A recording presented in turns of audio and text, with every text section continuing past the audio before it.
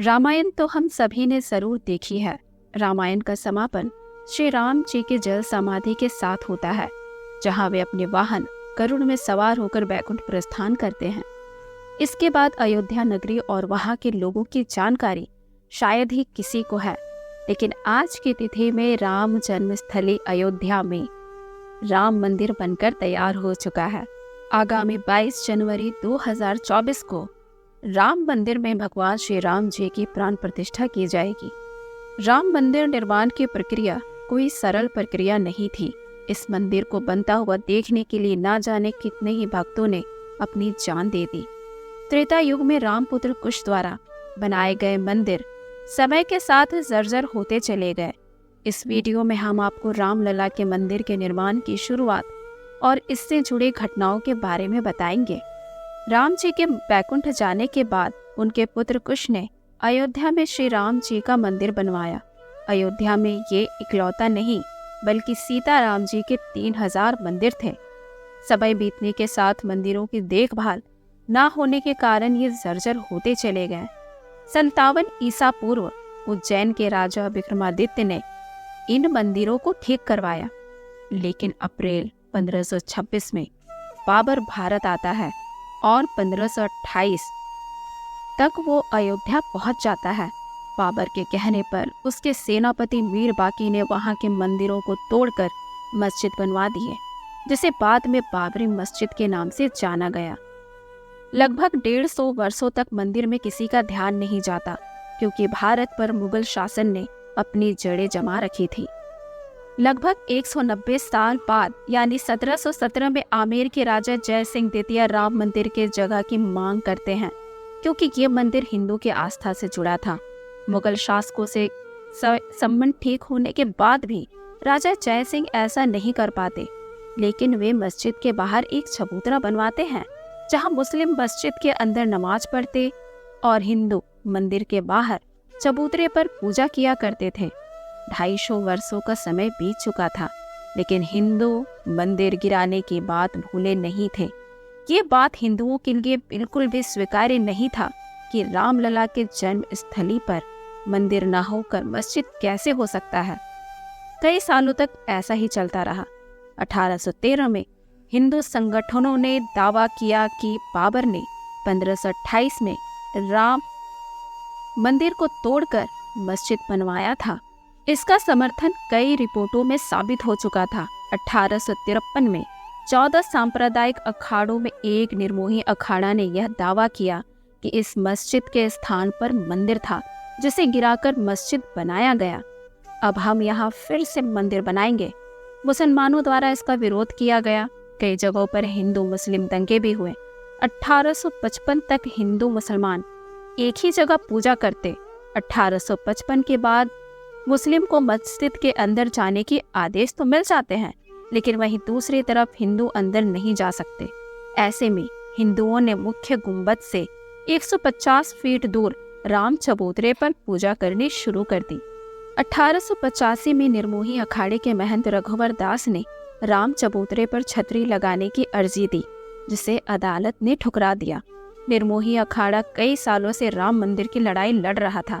1934 में अयोध्या में हुए दंगों से वहां नमाज बंद कर दिया जाता है कि वो समय था जब भारत पर अंग्रेजों की हुकूमत थी। राम भक्त 400 वर्षों से अपने हक की लड़ाई लड़ रहे थे, वो भी उस स्थिति में जब ना तो मीडिया आजाद थी और ना ही सरकार। राम भक्त अपने जान की बाजी लगाकर अपने हक की लड़ाई लड़ रहे थे, बिना किसी सत्ता समर्थन के। 1947 तक देश आजाद हो चुका था। लोगों को अब ये लगने लगा था कि देश की आज़ादी के साथ ही राम मंदिर का भी निर्माण हो जाएगा, लेकिन उस समय कांग्रेस के किसी भी नेता ने राम मंदिर को बनाने में कोई रुचि नहीं दिखाई। 30 दिसंबर 1949 का दिन ऐतिहासिक रहा। इस दिन सुबह से विवादित स्थान के अंदर से घंटियों की आवाज आती है। हिंदू पक्ष ने दावा किया कि यहाँ राम जी की मूर्ति प्रकट हुई है। वहीं मुस्लिम पक्ष का कहना था कि मूर्ति को रात के अंधेरे में रखा गया है। ये घटना आग की तरह फैली, साथ ही दोनों पक्ष के लोगों की भीड़ भी जमा होने लगी। मामला बढ़ता हुआ समकालीन प्रधानमंत्री जवाहरलाल नेहरू तक पहुंचता है। वो डिस्ट्रिक्ट मजिस्ट्रेट के नायर को आदेश देते हैं कि मूर्ति को हटाकर वहां शांति बहाल की जानी चाहिए। के नायर प्रधानमंत्री को पत्र लिखते हैं कि यहाँ की स्थिति को देखते हुए मूर्ति को नहीं हटाया जा सकता है। पुजारियों का कहना है कि अगर मूर्ति को हटाया गया तो पाप लगेगा। प्रधानमंत्री के नायर पर दबाव बनाते हैं। के नायर मस्जिद के बाहर जालीनुमा गेट बनाने का सलाह देते हैं और इस मामले को कोर्ट को सौंपने का सुझाव भी देते हैं। इसके साथ ही उन्होंने अपना इस्तीफा पत्र भी प्रधानमंत्री को भेज दिया। प्रधानमंत्री ने इस्तीफा तो नहीं लिया, लेकिन उन्हें नायर के सुझाव पसंद आते हैं।